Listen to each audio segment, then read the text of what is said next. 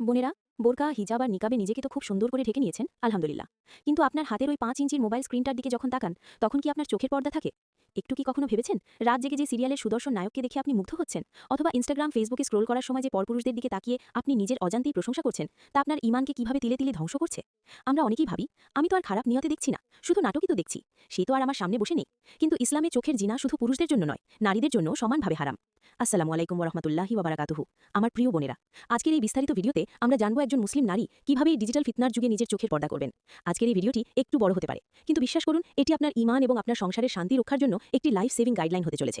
না টেনে শেষ পর্যন্ত আমার সাথে থাকুন, হয়তো আজকের এই আলোচনায় আপনার জীবনের মোড় ঘুরিয়ে দেবে। আমাদের সমাজে একটা ভুল ধারণা খুব শক্তভাবে গেঁথে আছে।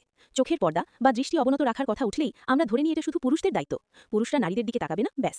কিন্তু আমার বোনেরা, আমাদের সৃষ্টিকর্তা আল্লাহ সুবহানাহু ওয়া তাআলা কি আমাদের মনস্তত্ত্ব জানেন না? পবিত্র কোরআনের সূরা আন-নূরের দিকে তাকাই চলুন। আল্লাহ তাআলা এই সূরার 30 নম্বর আয়াতে মুমিন পুরুষদের দৃষ্টি অবনত রাখতে বলেছেন। আর ঠিক তার পরের আয়াতেই, অর্থাৎ 31 নম্বর আয়াতে আল্লাহ বলেছেন, আর মুমিন নারীদেরকে বলে দিন তারা যেন তাদের দৃষ্টিকে অবনত রাখে এবং তাদের লজ্জাস্থানের হেফাজত করে। একটু গভীরভাবে চিন্তা করুন তো বোনেরা, আল্লাহ কেন ঠিক পরের আয়াতেই নারীদের আলাদাভাবে ডেকেই নির্দেশ দিলেন? কারণ আল্লাহ জানতেন যে নারীদের মনের ভেতরেও পুরুষের প্রতি আকর্ষণ তৈরি হতে পারে। চোখ হলো আমাদের মনের সবচেয়ে বড় দরজা। চোখ দিয়ে যে দৃশ্য ভেতরে ঢোকে তা সরাসরি অন্তরে গিয়ে দাগ কাটে। আপনি চোখে যা দেখবেন আপনার মন সেটারই কল্পনা করবে। তাই আল্লাহ নারী পুরুষ উভয়কেই এই দরজা বন্ধ রাখতে বলেছেন, যেন শয়তান এই দরজা দিয়ে আমাদের অন্তরে প্রবেশ করে ঈমানকে কলুষিত না করতে পারে। এখন প্রশ্ন হলো, শরীয়তে বা হানাফি ফিকহে মহিলাদের চোখের পর্দার বিধান আসলে কি? আসুন খুব সহজ ভাষায় বিষয়টা বুঝে নিই। প্রথমত, পরপুরুষের দিকে তাকানোর হুকুম। হানাফি ফিকের নির্ভরযোগ্য গ্রন্থ যেমন ফতোয়ায়ে স্বামী বা অন্যান্য কিতাবের আলোকে কোনো নারীর জন্য গায়ের মাহরাম, অর্থাৎ যে পুরুষের সাথে তার বিয়ে জায়েজ, যেমন চাচাতো ভাই, দুলা ভাই, দেবর বা রাস্তার কোনো অপরিচিত পুরুষ, তার সাতার অর্থাৎ নাভি থেকে হাঁচু পর্যন্ত অংশ দেখা সর্বাবস্থায় হারাম। এখন আপনি বলতে পারেন, আপু আমি তো আর ওইসব দেখছি না, আমি তো শুধু চেহারা দেখছি। বোনেরা, মনোযোগ দিয়ে শুনুন। যদি পুরুষের শরীর বা সাতার ঢাকাও থাকে, তবুও যদি তাকে দেখলে আপনার মনে ফিতনা বা কাম ভাব জাগার বিন্দুমাত্র আশঙ্কা থাকে, অথবা তাকে দেখতে আপনার ভালো লাগে, আকর্ষণ বোধ হয়, তবে তার চেহারা বা শরীরের দিকে তাকানো আপনার জন্য সম্পূর্ণ হারাম। এবার আসি আমাদের সবচেয়ে বড় নীরব মহামারীর কথায়। টিভি বা মোবাইলে সুদর্শন নায়ক, কোরিয়ান ড্রামার অভিনেতা, বলিউডের মডেল বা সোশ্যাল মিডিয়ার ইনফ্লুয়েন্সারদের দিকে তাকিয়ে থাকার মাসালা কি? বোনেরা, এই মিডিয়াগুলোতে পুরুষদের এমন আকর্ষণীয়ভাবেই মেকআপ করে, লাইটিং দিয়ে, রোমান্টিক ডায়লগ দিয়ে উপস্থাপন করা হয়, যাতে তা সরাসরি নারীদের মনোযোগ কাড়ে। ইচ্ছাকৃতভাবে এদের দিকে তাকিয়ে থাকা, এদের সৌন্দর্য উপভোগ করা, এদের দেখে মুগ্ধ হওয়া, এগুলো সবই চোখের জিনার অন্তর্গত। আর এই চোখের জিনা করা কবিরা গুনাহ এবং সম্পূর্ণ হারাম। এটা কোনো ছোট বিষয় নয়। কিন্তু ইসলাম খুবই বাস্তবসম্মত একটি দিন। রাস্তায় হাঁটতে গিয়ে, বাসে চলতে গিয়ে বা বাজারে গেলে যদি হঠাৎ কোনো পরপুরুষের উপর আপনার চোখ পড়ে, তাহলে প্রথম দৃষ্টি মাফ।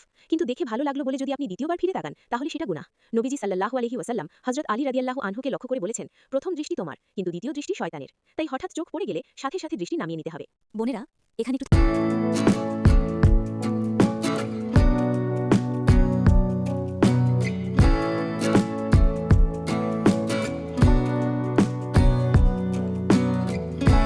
আইকনটিও চালু করুন। এবার চলুন আমরা আমাদের মূল আলোচনায় ফিরে আসি।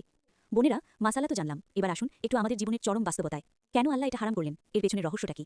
আপনি যখন ঘন্টার পর ঘন্টা স্ক্রিনে কাল্পনিক ও নিখুঁত চেহারার নায়কদের দেখেন, তখন আপনার অবচেতন মনে, অর্থাৎ আপনার ব্রেনে, পুরুষদের সম্পর্কে একটি অবাস্তব মানদণ্ড বা আনরিয়ালিস্টিক স্ট্যান্ডার্ড তৈরি হয়। স্ক্রিনের ওই পুরুষটি মেকআপ করা, তার ডায়লগগুলো স্ক্রিপ্টে লেখা, তার রাগ, তার ভালোবাসা সবই ক্যামেরার সামনের অভিনয়। কিন্তু এর প্রভাবটা কোথায় পড়ে জানেন? আপনার নিজের সংসারের উপর। দিন শেষে যখন আপনার স্বামী রোদে পুড়ে জ্যাম ঠেলে ঘামে ভেজা ক্লান্ত শরীরে আপনার কাছে আপনার ছোট্ট বাসায় ফেরে, তখন তাকে আপনার আর ভালো লাগে না। অবচেতনভাবেই ওই পর্দার নায়কদের সাথে আপনি নিজের রক্তমাংসের স্বামীর তুলনা শুরু করেন। আপনি হতাশ হন। আপনার মনে হয়, আমার স্বামী তো আমাকে ওই নায়কের মতো রোমান্টিক কথা বলে না, ও তো ওই কোরিয়ান হিরোটার মতো সুন্দর না, ওর তো এত সুন্দর বডি নেই। বোনেরা, বিশ্বাস করুন, এভাবেই চোখের জিনা আপনার হালাল স্বামীর প্রতি আপনার আকর্ষণ তিলে তিলে নষ্ট করে দেয়। স্বামী বেচারা বুঝতেই পারে না কেন তার স্ত্রী তার প্রতি এতটা উদাসীন। ছোট ছোট কথায় খিটমিট শুরু হয়, সংসারে অশান্তি নেমে আসে। যেই নারী তার চোখের পর্দা করে, যেই নারী বাইরের কোনো পুরুষের দিকে চোখ তুলে তাকায় না, আল্লাহ সুবহানাহু ওয়া তাআলা তার স্বামীর মাঝেই তার জন্য দুনিয়ার শ্রেষ্ঠ সৌন্দর্য ও প্রশান্তি ঢেলে দেন। কারণ তার কাছে তার স্বামী ছাড়া অন্য কোনো পুরুষের সৌন্দর্যের মানদণ্ড নেই। সে তার হালাল রিজিক নিয়েই সন্তুষ্ট থাকে। আমি জানি বোনেরা, এই আসক্তি থেকে বের হওয়া খুব কঠিন, কারণ শয়তান আমাদের এই হারাম জিনিসগুলোকে খুব সুন্দর করে সাজিয়ে দেখায়। কিন্তু অসম্ভব নয়। আপনি যদি আল্লাহর জন্য এক কদম